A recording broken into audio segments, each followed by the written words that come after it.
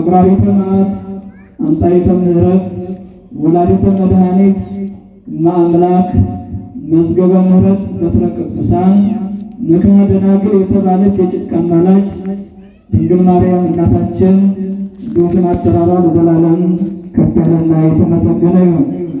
አባቶቻችን ቅዱሳን እንደየማዕረጋቸው መጠን እንደወሰን አጠራራቸው ለዘላለም ከፍ ያለና የተመሰገነ ይሁን። አምላከ ቅዱሳን በወደደና በፈቀደ መጠን በአንድ ኃይለ ቃል የዕለቱን ትምህርት እንማማራለን።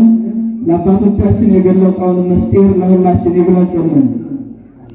ሀደጉኒሊተ ነቃማ የሕይወት የሕይወት ምንጭ ዋኔን ትተውኛል ይላል በትንቢተ ኤርምያስ ምዕራፍ 2 ቁጥር 13 ላይ ተመዝግቦ የሚገኝ ኃይለ ቃል ነው። የሕይወት ውሃኔን ትተውኛል። ታላቁ ነቢይ ኤርምያስ እንደሚታወቀው በምርኮ ሀገር የነበረ እስራኤልን ሲያስተናብር፣ ሲያስተምር፣ ሲመክር የነበረ ገና በማኅፀን ሳለ የተመረጠ እስራኤልን እንዲሰራ እንዲያስተምር ከጣዖት እንዲለይ ወደ እግዚአብሔር እንዲያቀርብ ክፉና በጎን ለይቶ እንዲያስተምር እግዚአብሔር የመረጠው በማኅፀን የተቀደሰ የተመረጠ የተለየ የከበረ ነቢይ ነው። አልቃሻው ነቢይ በመባልም ይታወቃል ነቢዩ ኤርምያስ። ነገር ግን እስራኤል ዘሥጋ ምንም እንኳን በጎ ነገር ቢደረግላቸው እግዚአብሔር ፈቀቅ ይላሉ። በጎ ነገር እየተደረገልን ከእግዚአብሔር ርቀን ከመጥፋት እርሱ በቸርነቱ ይጠብቀን። በጎ እየተደረገለት ሰው እግዚአብሔርን ከተወ ውድቀቱ ያን ጊዜ ነው። የሕይወት ውሃን እኔን ትተውኛል። ተናጋሪ እግዚአብሔር ነው። ለኤርምያስ ተናገረ፣ ኤርምያስ ለሕዝቡ ተናገረ። የሰው ውድቀቱ መተው የማይችለውን ነገር ሲተው ያን ጊዜ ይጀምራል። የሰው ውድቀቱ በዛውም ላይ ለዘላለም የማይተው እግዚአብሔርን ሲተው ውድቀቱ ከዛ ላይ ነው የሚሆነው። እንደውም የውድቀቱ ፍጻሜ ማለት ነው። እስራኤል የተውት እግዚአብሔር ነው። ትተውኛል ያለ እግዚአብሔር ነው። የተውት በአምልኮ ነው። የተውት በቅድስና ነው። በዚህ ሲተውት እግዚአብሔር ትተውኛል አለ። ወከረዩ አዘቅተ ዘይትረከብ ማዩ ውሃ የማይገኝበት ደረቅ ጉድጓድ ቆፈሩ አለ። ደረቅ ጉድጓድ በመቆፈር እየደከሙ የሕይወት ውሃ እግዚአብሔርን ግን ተውት። በዚህ በኤርምያስ ተነገረው። ደግሞ ወደኋላ እንዲሁ ይገልጻል። ምን ተረከው አበዊክሙ በላይ አባቶቻችሁ በእኔ ላይ ምን አገኙ? እኛ በእግዚአብሔር ላይ ምን አገኘን ይሆን? ምን ስህተት አገኘንበት? ምን ጉድለት አገኘንበት?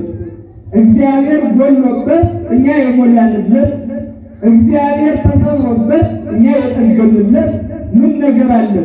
አባቶቻችሁ ከእኔ ምን አገኙ? በእኔ ላይ ያገኙት ጉድለት ምንድን ነው ይላል። ምን ተረከቡ አበዊክሙ በላዕሌ ከመ ይርሐቁ እምኔ ከንቶ ተለው ወከንቶ ኮኑ አለ። በእኔ ላይ ምን አግኝተው ከእኔ ራቁ? ከንቱን ተከትለው ከንቱ ሆናል። ከንቱን የተከተለ ከንቱ ይሆናል። ከንቱን ያመለከ መጨረሻው ከንቱ ነው። ጨለማን የተከተለ መጨረሻው ጨለማ ነው። የማይረባን የተከተለ መጨረሻው ማይረባ ነው። ግብስስን የተከተለ መጨረሻው ማይረባ ነው። ስለዚህ ከንቱን ተከተሉ ከንቱ ሆኑ አለ። ከሰማይ በታች ያየው ሁሉ ከንቱ የከንቱ ከንቱ ነው አለ።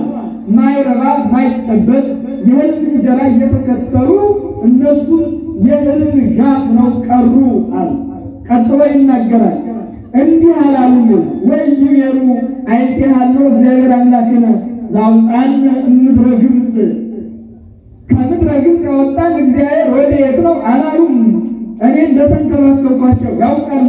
ይህን ግን ረስተውታል። በብሔረ በድ ሀበ አልቦ እፅ ወማይ ውሃ በሌለበት ፍሬ በሌለበት ነዘርባት በሚጎናጨፍበት በምድረ በዳ ሰው በማይኖርበት መና እያወረድኩኝ ውሃ እያፈለሁ አለት እየፈነጠቁ ጠላት እያጠፋሁ መንገድ እያመቻቸው እየመገቡ በረድኤት ትግና ታድጌ መግቤ ተንከባክቤ መርቻቸው እግዚአብሔር አምላካችን ከምድረ ግብፅ ያወጣን የት ነው አላሉኝም።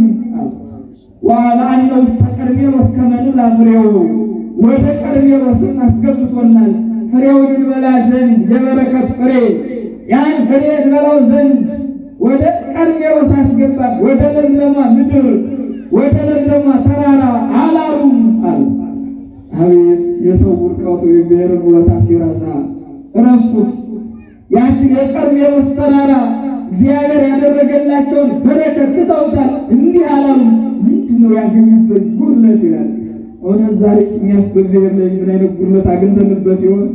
የሥጋ ድካም ሁለንተናችን ወጥሮ ይዞን በስነ ልቡና በአይምሮ በእውቀት በሁሉ ሁለንተናው ነገር ተቆጣጥሮን ስንጓዝ በእግዚአብሔር ግን ያገኘነው ክፍተት ምን ይሆን? እግዚአብሔር በእኛ ሺህ ነገር ማውጣት ይችላል፣ ግን በትዕግስት ይመግበናል። ትዕግስቱን ቸርነቱን አሁን አያውቁልብን። ይቀጥልና እነሱ ብቻ አይደሉም ማለት ወደኛ ይመጣል። ዘመን ተሻጋሪ አረፍተ ዘመን ማይገድበው ነው። ወካይናትን እይቤሉ አይት ያለው እግዚአብሔር አምላክነ አለ። ካይናትን እግዚአብሔር አምላካችን ወዴት ነው አላሉም። ወይ ያለውኒ እለተምሩ ሕግን የተማሩትን አላሰውኝም ማለት ሕገ ኦሪትን ተርትረው የሚተረጉሙት ለነቢያቱ እንዲህ ነው ብለው የሚያስረዱ ነቢያቱ በተለይ ሕጉን እናውቃለን የሚሉትን እግዚአብሔር አምላካችን ወዴት አለ ብለው አልጠየቁኝም። ከዛ ምን አለ ይቀጥልና እነዚህ ሰዎች እኔን ረሱ እኔን ተው ካለ በኋላ ደንገጸት ሰማይ ወአንሶጠጠት በሕቁ ሰማይ ደነገጠች እንዲሁ በእጅጉ ተንቀጠቀጠች አለ። ሰማይ የተባሉ ስለ ልዕልናቸው ቅዱሳን መላእክት ናቸው። መላእክት ስለኔ ይርዳሉ። ይህን ነገር ሲሰሙ መላእክት ሳይቀር ደነገጧል። ወአንሶጠጠት በሕቁ ተንቀጠቀጡ። በክልኤክነ ጎሙ ይከድኑ ገጾሙ ወበክልኤክነ ጎሙ ይከድኑ እግሮሙ ወበክልኤክነ ጎሙ ይሰሩ አንጻረ ህቡረ ወይሁሉ ቅዱስ ቅዱስ እግዚአብሔር ጸዋት እያሉ ያመሰግኑ። በሁለት ክንፋቸው ወደ ላይ ፊታቸውን ይሸፍኑ፣ በሁለት ክንፋቸው እግራቸውን የሚሸፍኑ፣ በሁለት ክንፋቸው ረግበው የሚቆሙ እሱም ከመያው ዮም ነበልባሉ ነው ሊቁ እንደወሰደው ነበልባሉ ግርማ እንዳያቃጥላቸው ፊታቸውን ይሸፍናሉ። ምስጢሩ ግን ሌላ ነው። ወደ ላይ ማድረጋቸው ቀዳማዊነቱን፣ ወደ ታች ማድረጋቸው ዳህራዊነቱን፣ እንዲህ ማዕከላዊ ማድረጋቸው ደግሞ ረቦ መቆማቸው ማዕከላዊነቱን ይህን መርምረና እንደርስበትም ሲሆኑ ሌሎች ምስጢራት አሏቸው። ወደ ውስጥ ብዙ አልገባም። እንዲህ ብለው የሚያመሰግኑ ቅዱሳን መላእክት የሚረዱልኝ እነሱ ደነገጧል። ወአንሶጠጠት በሕቁ ተንቀጠቀጧል። የሰው ልጅ ግን በምድር ላይ ያደረኩለትን ትድግና ረሳ። እንዲህም ማለት ሲያጠቃልለው ሀደጉኒ ተነቃማዬ ሕይወት የሕይወት ውሃኔን ትተውኛል አለ። ውሃ የማይገኝበትን ደረቁን መሬት ግን ይቆፍራሉ። የሕይወት ውሃ የሚፈልቅባት ዛሬ ቤተክርስቲያን ናት። ቤተክርስቲያን ሲባል ስነ ልቡና የሚጨልምበት ደረቅ መሬት ግን ሲቆፍር የሚወጡ ትውልድ ዛሬ ስንቱ ነው? ይህች ዓለም የደረቀች ናት። የዓለም ልማት ክርስቶስ ነው። ሥጋውን ቆርጦ ደሙን አፍስሶ የሕይወት ውሃ የተባለ እርሱ ነው። የሕይወት ውሃነቱን የታወቀው ደግሞ ከድንግል ማርያም ተወልዶ መስቀል ላይ ተሰቅሎ ከጎኑ ማየገውን ሲያፈልቅ እኛን ሲያጠራ እኛን ሲያነጻ ነው። ልጅነትን ሲሰጠን ይህን ጊዜ ታውቋል። ከዛ ያፈተለከው ደረቅ መሬት የተባለ የአምልኮቱ ግብሱ ዓለም ነው። ጨለማ የሚከተለው የሚይዘው የሚጨብጠውን ማያውቅ በሕልም አልሞ ያን ያለመውን ማይበላ የሚናገረውን ማይኖር የሚጽፈውን ማይኖር እንዲህ አይነቱ ትውልድ ነው። ደረቅ ጉድጓድ ይቆፍራል። ይናገራል አይኖረውም፣ ይጽፋል አይኖረውም፣ ይለብሳል አይሞቀውም፣ ይቀበላል በረከት የለውም። ዝም ብሎ የሚመላለስ በዘልማድ የሚኖር ደረቅ ጉድጓድ የሚቆፍር ዓለምን ቆፍራት ብርቷን ልትበላት ትችላለህ። ያለ እግዚአብሔር ግን ደረቅ ናት፣ ደረቅ ናት። ማየት የማይለያት የክርስቶስ ሥጋ የሚፈተትባት ቤተ ክርስቲያንን ጨልሞ ደረቅ መሬት ማለት ሥጋ ፈቃድ ጋር ሲታገል የሚውለው እንዲህ ይላል እግዚአብሔር። እንዲህ አሁንም በኢሳይያስ አድሮ ኢሳይያስ 59 ላይ ስታነቡ ብሎ ይናገራል። እስመ ክልኤ እከያተ ገብሩ ሕዝብየ የኔ ልጆች ሁለት በደሎችን ፈጸሙብኛል። እስኪ ቁጠሩት። በእግዚአብሔር ላይ የፈጸሙ በደል ስንት ነው? ከሕፃናት ውጭ ማለት ነው። ሲቆጠሩት እንቆጥረዋለን። የት አለና ደግሞ እኮ የሚገርመው ሰርተን እንኳን እናስታውሰው። ጻድቅ እኮ ነው። የሚገርም እኮ ሰርተን እንኳን እናስታውሰው ማለት ነው። መቅድመ ህቱር ሰክሟል። መጀመሪያ ራሳችሁን መርምሩ። እንደውም ካላችሁ ከኛ ይልቅ የሌላው ቁልጭ ብሎ ነው የሚታየው። የሌላው እገሌ እኮ ከተባለ እሱማ እኮ ብለን እንጀምራለን። እዛ በኋላማ ምን ችግር አለው? ማውረድ ነው ከላይ እስከታች ቅፍፍ አድርጎ እንደ ቶማስ ሽልቻ ማውጣት እኮ ነው። ምን ችግር አለ? እዛው እሱማ እኮ ካለ በኋላ ምስጢሩን መስማት ነው ማውረድ። የእኛ ጉዳይ ሰአሪ የኛማ ምን ችግር አለው? ምን ችግር አለው? እስመ ክሌጋያተ ገብሩ ሕዝቤ ልጆቼ ሁለት በደል ፈጸሙብኝ አለ። እስመ አንቆጥሮ አርዌ ምድር ታነቅሁ የእባብ እንቁላል ቀፈቀፉብኝ አለ። ወፈትለ ሳሬት ጣልሙ የሸረሪት ድር አደረጉብኝ አለ። ወእስመ ዘበሎ ለአርዌ ለአንቆጥሮ አርዌ ምድር ይመውታል። የእባብን እንቁላል ጠብሶም ይሁን ቀቅሎ ፈጥፍጦም ይሁን የበላው ይሞታል። ወፈትለ ሳሬትን እይከውለት አጽፎ የሸረሪትን ድር ሰብስበህ ጋቢ አድርገህ ለብሰዋለሁ ብትል አይሆንም ማለት። የሸረሪት ድር ለሙቀት አይሆንም። አየሁ የዚህ ዓለም ልብስ ለሙቀት አይሆንም። ነፍስንም አያሞቅም፣ ስጋህንም አያሞቅም፣ ሁሉንም አያሞቅም። የሸረሪት ድር ተባለ። የእባብ እንቁላል መቼስ አባቶች አላችሁ ልጃችሁ እንቁላል ቢላችሁ ከጫካ ሄዳችሁ የእባብ እንቁላል ይጣፍጣል ብለህ ያንቀቅልህ አትሰጠው። እናቶችን ብትሆኑ እንቁላል ቢልሽ የዶሮ እንቁላል ሳለ የእባብ እንቁላል እኮ ለየት ያለ ምግብ ነው ብለህ የእባብ እንቁላል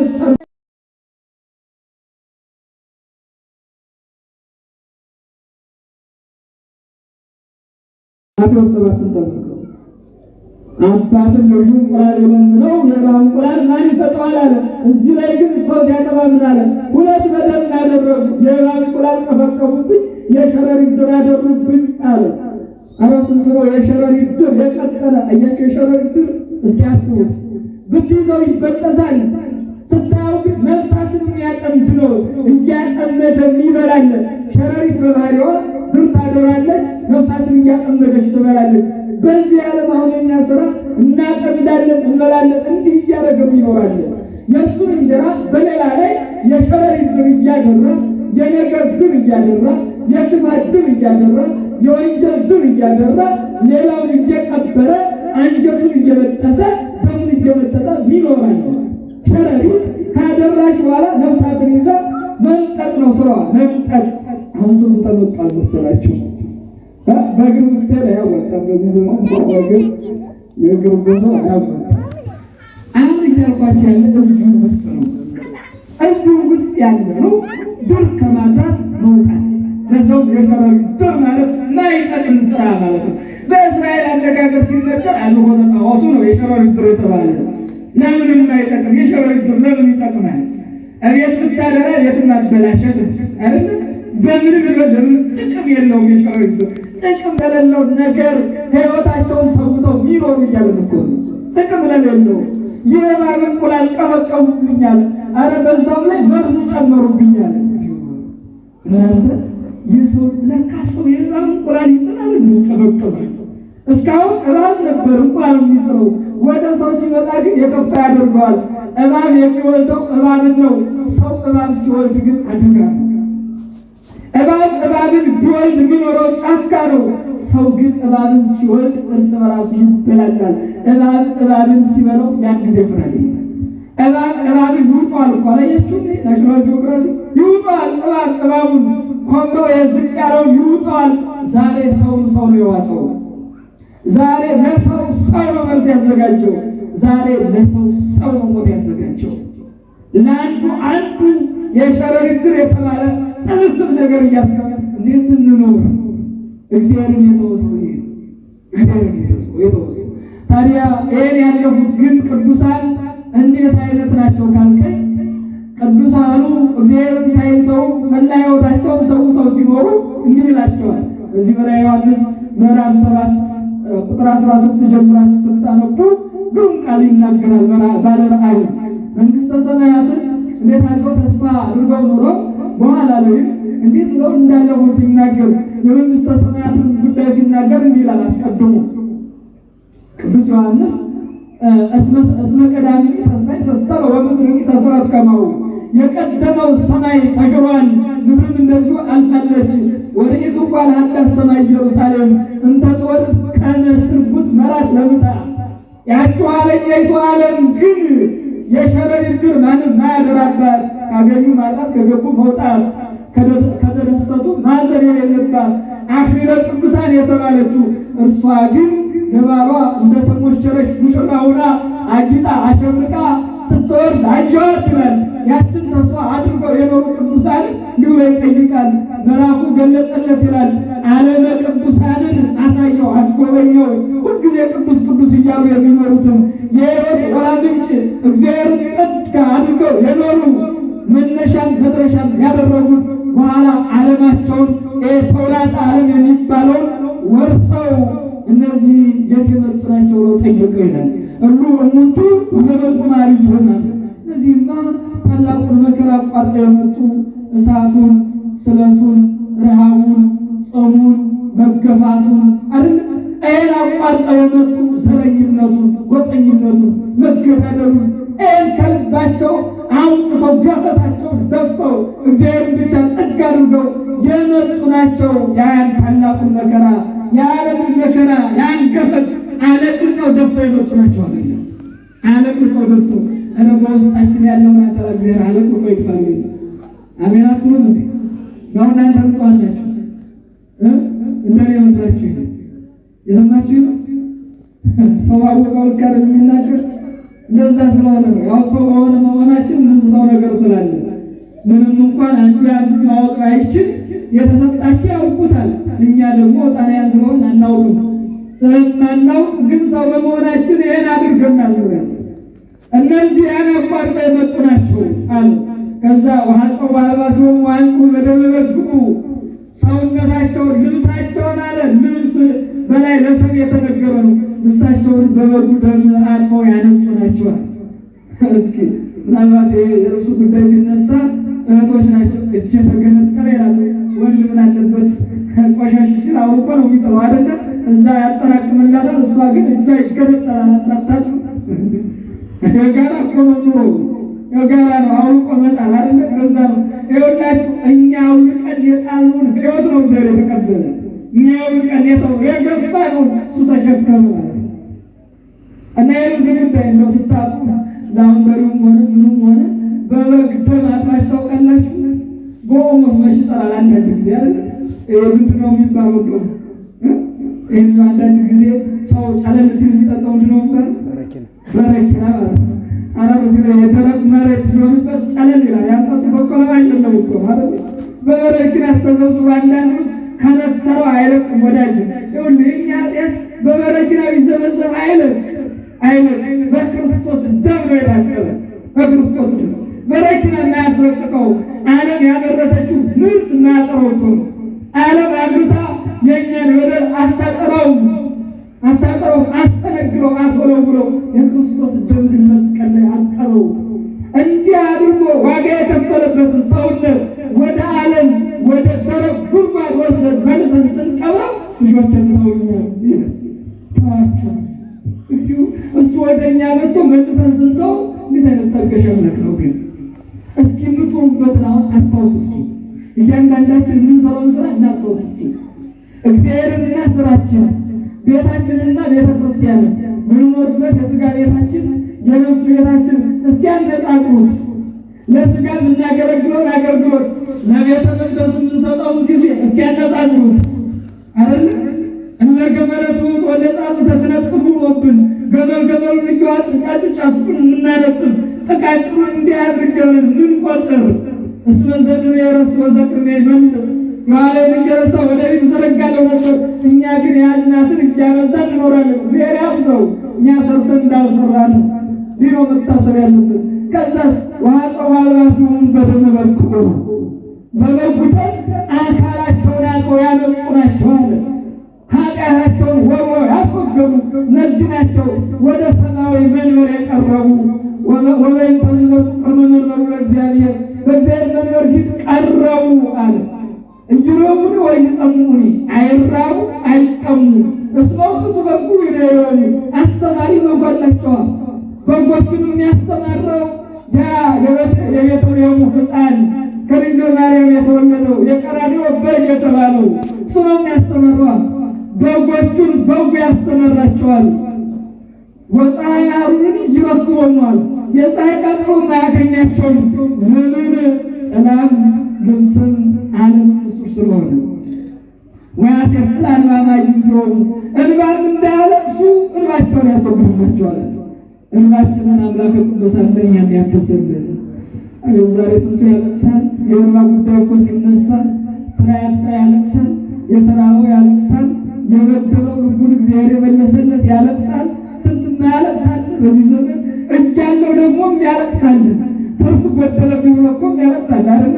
ልቅሶና ልቅሶ እኮ ይለያያል። የመረረ ልቅሶ አለ፣ የቅንጣት ልቅሶ አለ አይደለ? እነ ቀበጥ የሚያለቅሱ ልቅሶ አለ፣ የተቸገሩ የሚያለቅሱ ልቅሶ አለ። ማንኛውን ይቀበል እግዚአብሔር? እስኪ ንገሩ፣ ማንኛውን ይቀበል? አልቃሽ ብዙ ነው በዚህ ዘመን፣ አልቃሽ ብዙ ነው። ግን ማንኛውን እንባ እግዚአብሔር ይጥረግ? የድሃውን እንባ ይጥረግ ወይስ የቅንጣት አይደለ? የአዞን የሚያለቅስ እኮ አለ። አዞ ውጦ ያለቅሳል። ውጦ ነው የሚያለቅሰው። ይቻል የምታስለቅሰ እየዋጠች ነው፣ እየዋጠች ነው። አዞ ውጦ 3 ቀን ሊተኛ ይችላል አይደል? 3 ቀን ውጦ እኮ ነው። ዳይጀስት አልሆነለት ነው፣ እየተገላበጠ ይተኛል፣ ይተኛል። አሁን በዚህ ዓለም አንዳንዱ ሲታይ እንዳዞ ውጦ የሚያለቅሳል። ተኝቶ በቃ አንድ ጊዜ ውጦ ተኝቶ የሚገላበጣል። እየተገላበጠ እግዚአብሔርን የረሳ አያችሁ። የሕይወት ዋኔን ትተውኛል ይላል። የዚህ ጊዜ እግዚአብሔር የሕይወት ዋን ተውኝ፣ ባገኙት ጥቅም ለወጡኝ አለ። ጥቅሙን የሰጠ እግዚአብሔር ነው። ባገኙት እውቀት ለወጡኝ፣ ባገኙት ቴክኖሎጂ ለወጡኝ ይላል እግዚአብሔር። ያን ጊዜ አንዳንድ ጊዜ እግዚአብሔርን ዳኛ የለውም፣ የዳኞች ዳኛ ሲሆን ሊያርከፈክፈው ይችላል። መዓቱን በምህረት ይመልስልን። ምንድን ነው የተውኑ ነገር? 3 ነጥቦችን ልናገርና ትምህርቴን እቋጫለሁ። ክፍል 2 ደግሞ እንዳይነሽ ባጭር ላስቀምጥ። 3 ነገሮችን ትተናል። እግዚአብሔር የመጀመሪያው ነው። እግዚአብሔርን ስንተው ግን ምንተዋቸው ነገሮች አሉ። እግዚአብሔርን የተወሰው የሚታየው ነገር የለም። ማየም እግዚአብሔር ነው። ነገሮችን ሁሉ የሰጠን እግዚአብሔር ነው። እግዚአብሔርን የተወሰው ምን አይነት ነው? አይነ ልቡና የለው አይደለ? አይነ ስጋው እንደ ባቄላ ፈጦ አይነ ልቡና የታወረ ነው የሚሆነው። ማንን ያህል ማየው እግዚአብሔርን ትቶ እግዚአብሔር ማያ ነው። አየው እግዚአብሔር ሁለንተና ነገራችን ነው። እግዚአብሔርን የተወሰው ዓለምን ቢያት ምን ታደርጋለህ? ግዑዝ ነው የሚያየው። ግዑዝን እያየ እንደ ግዑዝ መንከባለል ነው የሚሆነው። መንከባለል እሱ ደግሞ አይጠቅምም። እኔን ትተውኛል ይላል። ስለዚህ መጀመሪያኛ እግዚአብሔርን ስንተው የተውነው ራሳችን ማየት ነው የተው። ምን አልኳችሁ? ንገሩ እንጂ ምን አፈሰሳችሁ? ማን የተው? ራሳችን መተው፣ ራሳችን ማየት ትተናል። እንደው ምሳሌ ልንገር፣ አንድ ምሳሌ እንደው መቼስ በዚህ ዓለም እንደምታዩት የወጣቱ ክፍል አሁን አብዛኛው ደስ የሚለው ሰማችኋል እህቶች? በተለይ እዚህ በእህቶቻችን አካባቢ የገሌ ልጅ ቀበጥ ስትባል አባት ደስ ይላል። ልጅ ለካ ቀበጥ ናት ማለት ነው። ግን እኮ ተበላሽታ ነው ቀበጥ የተባለችው።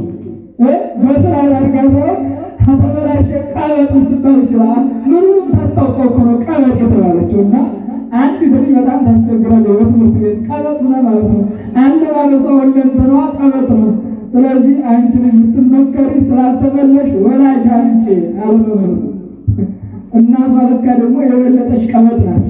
ቀበጥ ለቀበጥ አሁን ማን ይመረዋል? በጣም እኮ ከባድ እኮ ነው። ማን ይመረዋል? እሷ ደግሞ ከልጅቷ በልጣ ሸረሪቱን አይታለች። ከወደ ላይም ቆርጣ ከወደ ታችም ቆርጣ ማለት ነው። አሁን ቆራጣ ለቆራጣ ነው። አንዳንድ ጊዜ አንዱን ካላስተካከል አስቸጋሪ ነው። ቆራጣ ሊታርኩ ሊያስተካክል ይችላል። አንዱን መሸከም አለበት ቢያንስ አይደለ? እግር ያለው አይን የሌለውን ይሸከማል። አይን የሌለው ደግሞ እግር ያለውን ምን ይላል? እንደዛ ነው። ትብብር ነው። ሁለቱ ግን አንድ ነው ስታይላቸው። ሄደሽ ወላጅ ሁና ምንድን ነሽ? አይ ልጅ ወላጅ አምጪ ተብላ ወላጅን የመጥቼ አንቺም ወላጅ አምጪ ያስፈልጋል እኮ አንዳንድ ጊዜ። የቀበጥ ወላጅ አያት ናት ማለት ነው። የቀበጥ ወላጅ አያት ናት።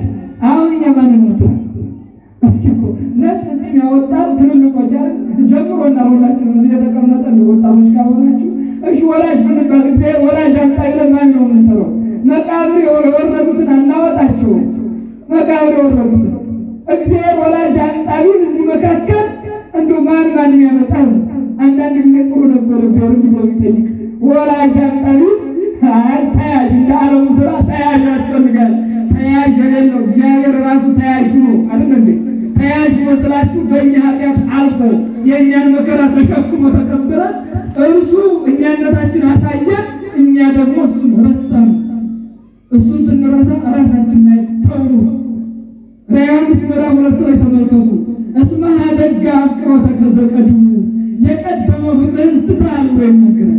የቀደመው አገልግሎትን፣ የቀደመው መውጣት መውረድን፣ የቀደመው ስግደትን፣ የቀደመው መቁረብን፣ የቀደመው ንስሐን፣ የቀደመው መፋጠንን ያን ትተዋል።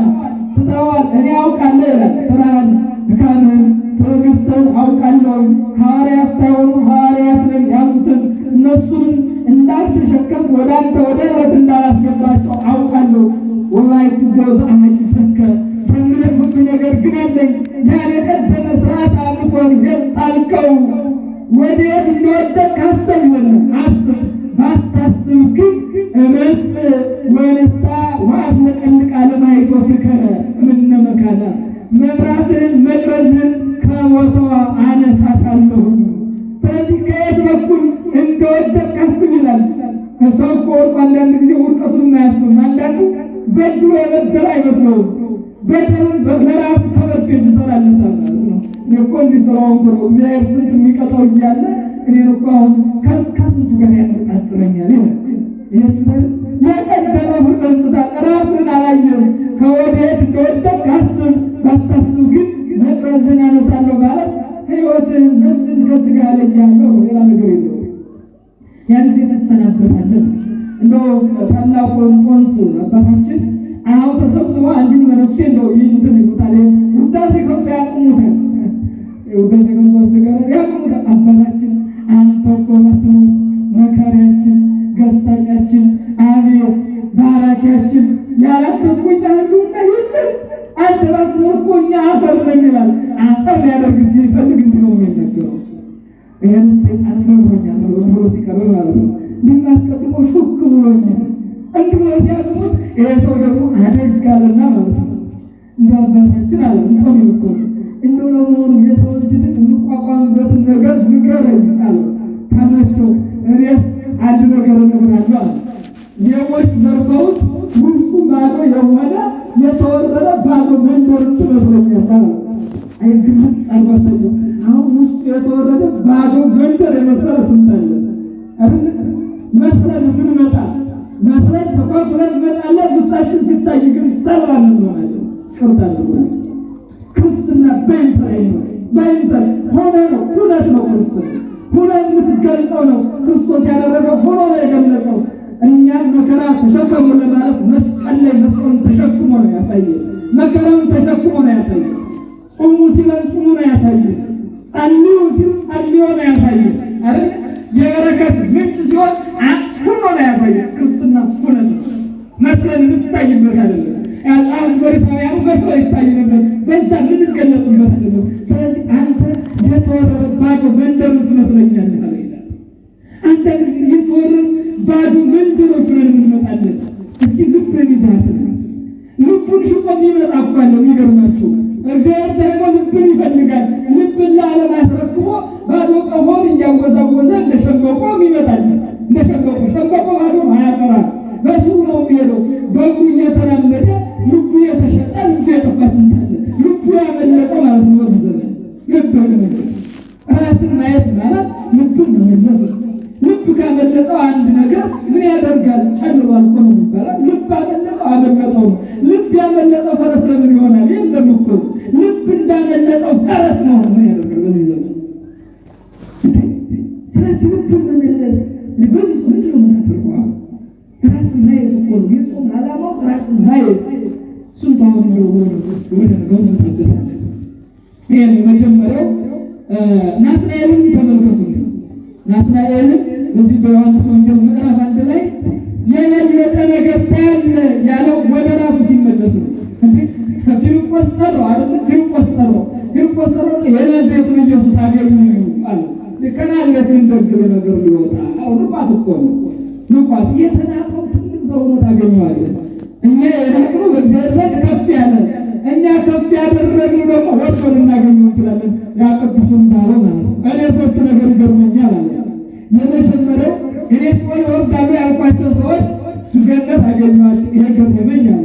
ሁለተኛው እኔ መንግሥተ ሰማያት ያስገቧቸው ገነት ያስገቧቸው ሲኦል ወርደዋል ተባልኩኝ፣ ገረመኝ አለ። ሶስተኛውና የመጨረሻው ግን እንደኔ አይነቱ ኃጢአተኛና በደለኛ ገነት ማግኘት ገርሞኛል። እያችሁ ራሱን ሲሰው ቢቆረው ነው ራሱን አዋርዶ ሲያይ ትልቅ ቦታ ራሱን ያገኛል። ራሱን ትልቅ ቦታ ላይ ያስቀመጠ ደግሞ ወርዶ እናገኛለን። ናትናኤል ከናዝሬት ምን ደግ ነገር ሊወጣ አለ? መታይ አሉ። ፊልጶስ ገበሬ ነው፣ ከገበሬዎች የተመረጠ ነው። ጥቅስ ጠቅሶ ያስረዳል። ይሄን ነገር ያለው አንድ ነገር ሙሴ ጽፎለታል፣ ሕግ ተናግሮለታል። ከዚህ ውጭ ሌላ ማስረጃ ከፈለግ መታይ ያለውን ነገር እስኪ መተንልኝ። የሚመጡት እኮ ታውቃላችሁ፣ ታላላቅ አባቶች መታችሁ ኪዳን የምታስደርሱ ወቶች አይደለ?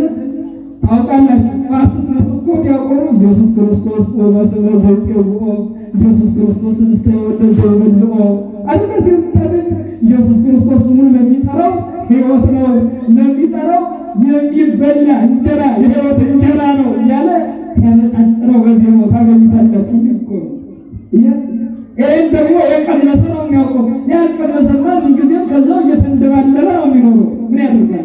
አንሶሎ በቃሉ ሁሉነት ማለት እኮ ሊነሳ ሲል እዛው ድራሞ ይዞት እዛው እየተገላበጠ ተነስቶ ረፍዶበት እንዲል ወደ ስራ ከዛም ጣት ያስፈልጋል። ይሄን ስለዚህ ናትናኤል መጥቷየ አንተ ክርስቶስ ወልደ እግዚአብሔር ነህ አለ። አንተ እኮ ከየት ታውቀኛለህ አለ። ናትናኤል ዘባን ዛቁ ጽሩት ውስጥ ተርጉሲ ነው ይታውቀኛለህ። ፊልጶስ ሳይጠራው እኮ አለ አንተ ወልደ እግዚአብሔር ነህ አለ። የበለጠ ነገር ታያለህ አለ። ራሳችን ስናይ የበለጠ ነገር እናያለን። ሁለተኛው ምንድነው? በተለይ የጠፋውን መፈለግ አለመቻል።